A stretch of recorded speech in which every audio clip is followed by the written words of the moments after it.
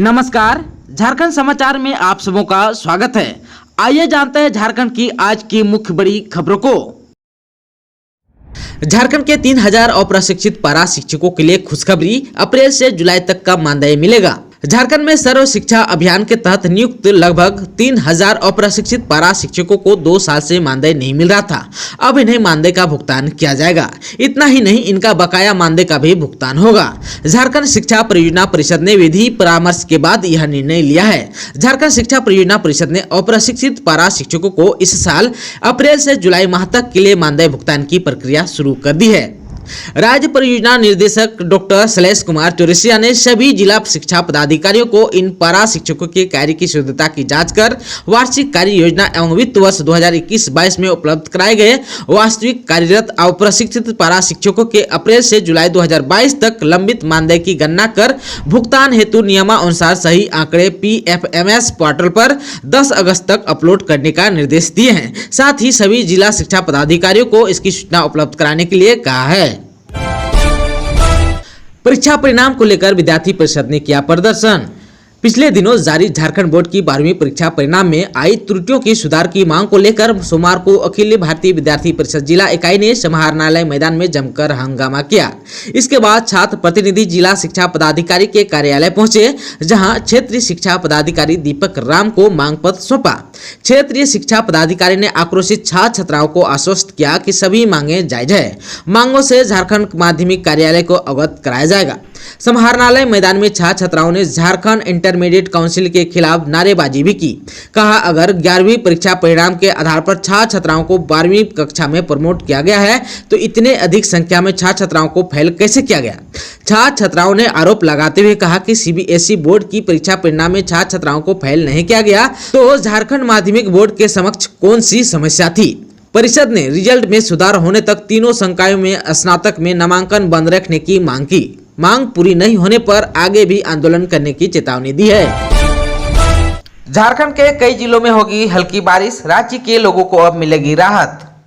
राज्य के मौसम पूर्वानुमान में बताया कि राजधानी रांची समेत कई इलाकों में बारिश से राहत मिलने की उम्मीद है। मौसम वैज्ञानिक अभिषेक आनंद ने बताया कि दक्षिण पूर्व उत्तर प्रदेश में बना एक चक्रवाती दबाव का क्षेत्र कमजोर पड़ रहा है। इसका असर पहले झारखंड पर दिखने को मिल रहा था। अब वहीं मानसून का टर्फ लाइन हरियाणा, उत्तर प्रदेश, गया से होते हुए दुमका से गुजर रहा है। इसके कारण पलामू, गढ़वा, दुमका, देवघर, चतरा और कोडरमा में मेघ गर्जन और वज्रपात के साथ हल्के से मध्यम दर्जे की बारिश हो सकती है। अभिषेक आनंद ने बताया कि अगले 5 दिनों तक अब राजधानी रांची समेत अन्य जिलों में अब मौसम सामान्य रहने की आशा है। हालांकि इस बीच में अलग अलग हिस्सों में मानसून की सक्रियता बढ़ने से हल्के से मध्यम दर्ज की बारिश दर्ज की जा सकती है। मौसम विभाग के अनुसार राजधानी रांची में धूप खिलने के साथ हल्के दर्ज के बादल छाए रहेंगे। इसके साथ ही कुछ इलाकों में हल्की बूंदाबूंदी हो सकती है। इस दौरान राज्य में 2 से 3 डिग्री तापमान बढ़ोतरी होने की संभावना है। पिछले 24 घंटे के दौरान राज्य में मानसून की स्थिति सामान्य रही। कई स्थानों पर मध्यम से भारी बारिश रिकॉर्ड की गई। राज्य में सबसे ज्यादा बारिश मेदिनीनगर में 116.6 मिलीमीटर रिकॉर्ड की गई। वहीं सबसे ज्यादा अधिकतम तापमान साहेबगंज में 34.3 डिग्री सेल्सियस रिकॉर्ड किया गया, जबकि सबसे कम न्यूनतम तापमान चाईबासा में 21.8 डिग्री सेल्सियस रिकॉर्ड किया गया। आप सबको बता दो कि पिछले दिनों से लगातार हो रहे बारिश के कारण रांची सहित राज्य भर के कई जिलों में जलजमाव जैसी स्थिति पैदा हो गई थी। कई जिलों में कच्चे घर ढहने से कई लोगों की मौत भी हो गई। वहीं पानी के तेज बहाव में बहने के कारण भी कई लोगों की जान चली गई। झारखंड में कोरोना संक्रमण के पिछले 24 घंटे में मिले 27 नए पॉजिटिव। बोकारो में एक संक्रमित ने तोड़ा दम। राज्य में 254 बचे हैं एक्टिव केस। झारखंड में पिछले 24 घंटे में 27 नए पॉजिटिव मरीज की पहचान की गई। वहीं 24 लोगों ने कोरोना को मात भी दिया। इधर बोकारो में एक संक्रमित मरीज की मौत हुई। अब राज्य में 254 एक्टिव केस बचे हैं। अब तक झारखंड में 3,47,173 लोग कोरोना पॉजिटिव हो चुके हैं। इनमें से 3,41,793 लोग ठीक भी हुए हैं। 24 घंटे के भीतर कहां से कितने मरीज मिले, आइए जान लेते हैं। बोकारो से 5, चतरा से 2, देवघर से 1, दुमका से 2, पूर्वी सिंहभूम से 6, गिरिडीह से 1, जामताड़ा से 1, खुट्टी से 1, रामगढ़ से 1, रांची से 2 और साहेबगंज से 5 संक्रमित पाए गए हैं। टोक्यो ओलंपिक में झारखंड की बेटियों का जलवा। गांव में बिजली नहीं होने पर जनरेटर से लोगों ने देखा मैच। टोक्यो ओलंपिक में भारतीय महिला हॉकी टीम ने इतिहास रच दिया है। टीम पहली बार ओलंपिक के सेमीफाइनल में पहुंची है। भारतीय टीम ने क्वार्टर फाइनल में मजबूत ऑस्ट्रेलिया को 1-0 से हराया। टोक्यो ओलंपिक में शानदार प्रदर्शन करने वाली टीम में झारखंड की बेटियों का भी जलवा देखने को मिला। टीम में शामिल सलीमा टेटे और निक्की प्रधान झारखंड की रहने वाली है। उनका मैच देखने के लिए उनके परिजनों और गाँव के लोगों में खास उत्साह नजर आया। इस बीच सलीमा टेटे के गाँव में जमकर जश्न देखने को मिला। आप सबको बता दूं कि झारखंड के सिमडेगा जिले के सुदूरवर्ती इलाके में स्थित सलीमा टेटे के गांव में बिजली नहीं रहने के कारण लोगों ने जनरेटर चलाकर शानदार मैच को देखा। वहीं भारतीय बेटियों की जीत पर हर कोई झूम उठा। जैसे झारखंड की खिलाड़ी सलीमा और निक्की प्रधान स्क्रीन पर दिखती थी, परिजन और गाँव वाले जोर जोर से सलीमा सलीमा चिल्लाने लगते थे। आप सबको बता दूं कि निक्की प्रधान जो है खूंटी जिले के रहने वाली है। झारखंड की दो बेटियां सलीमा और निक्की प्रधान को सीएम हेमंत सोरेन ने दी शुभकामनाएं। सोमवार को क्वार्टर फाइनल में महिला हॉकी टीम की शानदार जीत के बाद पूरे गांव में जश्न शुरू हो गया। झारखंड के मुख्यमंत्री हेमंत सोरेन ने भी ट्वीट करके टीम को शुभकामनाएं दी। उन्होंने कहा, अद्भुत ओलंपिक महिला हॉकी में अपनी धमक दिखाकर पहली बार सेमीफाइनल में प्रवेश करने वाले देश की हमारी बेटियों को अनेक अनेक शुभकामनाएं और जोहार। वित्त मंत्री डॉक्टर रामेश्वर उरांव ने किया ओबीसी को 27% आरक्षण देने की मांग। कई राज्यों में पहले से ही है लागू।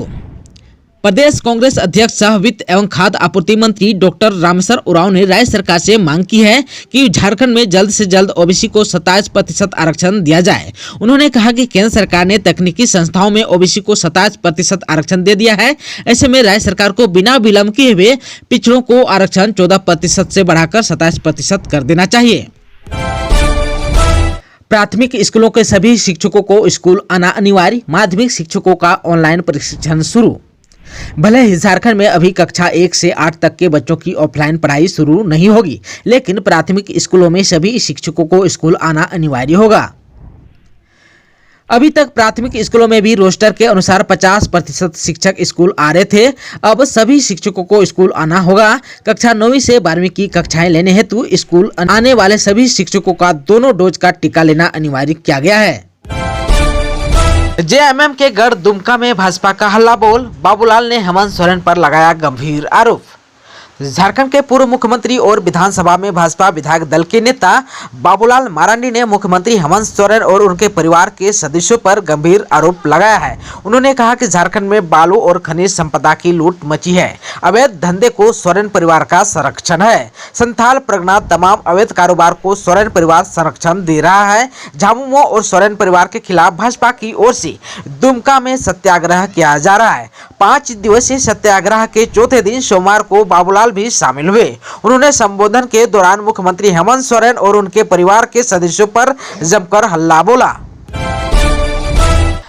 झारखंड में कमल घोटाला में दोषी झारक्राफ्ट के अफसरों के खिलाफ होगी कार्रवाई। मुख्यमंत्री ने दिया निर्देश। झारखंड में झारक्राफ्ट द्वारा कमल की खरीदारी में बरती गई अनियमितता के दोषी अफसरों के खिलाफ कार्रवाई की प्रक्रिया आगे बढ़ेगी। मुख्यमंत्री हेमंत सोरेन ने इस घोटाले की एंटी करप्शन ब्यूरो से जांच से संबंधित अद्यतन स्थिति की जानकारी प्राप्त करने और झारक्राफ्ट के दोषी पदाधिकारियों के विरुद्ध अनुशासनात्मक और दंडात्मक कार्रवाई प्रारंभ करने के लिए झारक्राफ्ट के प्रबंधक निदेशक को निर्देश देने संबंधी प्रस्ताव को अपनी स्वीकृति दे दी है। आप सबको जानकारी हो कि झारक्राफ्ट के द्वारा हरियाणा के पानीपत से कमल की खरीदारी की गई थी। मुख्यमंत्री हेमंत सोरेन की भाभी ने थामा एटक का दामन। दूसरे सबसे बड़े मजदूर संघ की उपाध्यक्ष बनी। झारखंड के मुख्यमंत्री हेमंत सोरेन की भाभी सीता सोरेन ने रांची के CMPDI में आयोजित एटक मिलन समारोह में मजदूर यूनियन की सदस्यता ग्रहण की। सदस्यता ग्रहण करने के साथ ही यूनियन में उन्हें झारखंड का वाइस प्रेसिडेंट बना दिया गया। कार्यक्रम को संबोधित करते हुए सीता सोरेन ने कहा कि आज मिलन समारोह है, इसमें किसी बृहद मुद्दे पर बात करना संभव नहीं, मगर उन्होंने भरोसा दिलाया कि झारखंड में मजदूरों के हित का सदा ध्यान रखा जाएगा।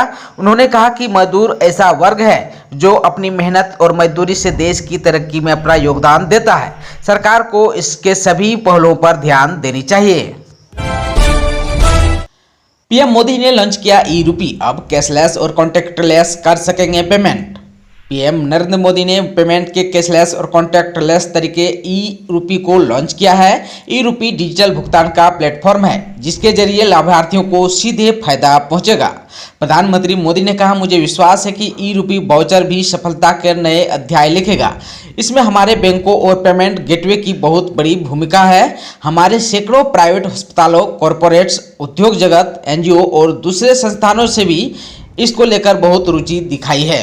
उन्होंने कहा, देश में डिजिटल इंफ्रास्ट्रक्चर और डिजिटल ट्रांजैक्शन के लिए जो काम पिछले 6 से 7 वर्षों में हुआ उसका लोहा आज दुनिया मान रही है। विशेषकर भारत में फिनटेक का बहुत बड़ा आधार तैयार हुआ। ऐसा आधार तो बड़े बड़े देशों में भी नहीं है।